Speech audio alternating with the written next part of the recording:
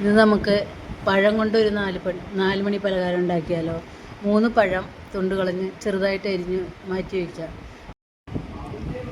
ഒരു ബൗളെടുത്ത് 1 കപ്പ് അരിപ്പൊടിയും 3 സ്പൂണ് കോൺഫ്ലവറും ചേർത്ത് അര സ്പൂണ് വെള്ളം ഉപ്പിട്ട് ആവശ്യത്തിന് വെള്ളം ഒഴിച്ച് മിക്സ് ചെയ്ത് ഒരു പാൻ വെച്ച് അതിലേക്ക് ഈ ബാറ്റർ ഒഴിച്ചു കൊടുത്ത് ഇളക്കി കൊടുക്കാം.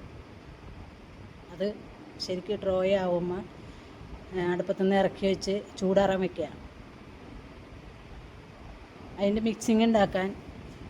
ഫില്ലിങ് ഉണ്ടാക്കാനായിട്ട് ഒരു പാൻ വെച്ച് ഒരു കഷ്ണം ബട്ടർ ഇട്ട് കൊടുത്ത് ബട്ടർ മെൽറ്റാവുമ്പോൾ അരിഞ്ഞു വെച്ചേക്കണ പഴം ഇട്ട് കൊടുത്ത് ഇളക്കി കൊടുത്ത് നല്ലോണം ഉടച്ചു കൊടുക്കാം.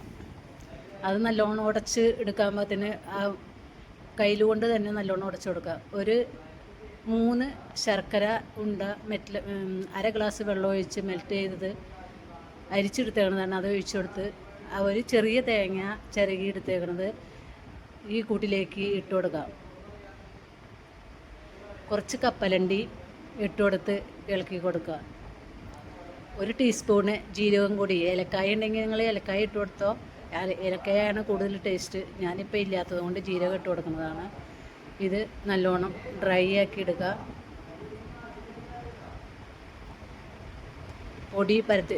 പൊടി പരത്തി കുറേശ്ശെ ഫില്ലിങ്ങും വെച്ച് നിങ്ങൾക്ക് ഇഷ്ടമുള്ള രീതിയിൽ അത് മെനഞ്ഞെടുക്കുക. ഞാനിപ്പോൾ ഇതുപോലെയാണ് ചെയ്യണത്. പരത്തിയെടുക്കുകയോ ഉണ്ടാക്കിയോ എങ്ങനെ വേണമെങ്കിലും നിങ്ങൾക്ക് അവരവരുടെ ഇഷ്ടത്തിനൊക്കെ ചെയ്യാം. ഞാൻ 2 രീതിയിൽ ചെയ്യുന്നുണ്ട് കേട്ടോ. ഒന്ന് ഇതുപോലെയാണ് ചെയ്യണേ.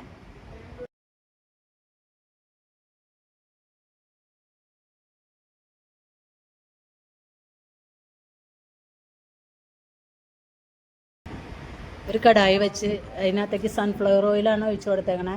അത് ഇട്ട് കൊടുത്ത് തിരിച്ചും മറിച്ചൊക്കെ ഇട്ട് വേവിച്ചെടുക്കാം.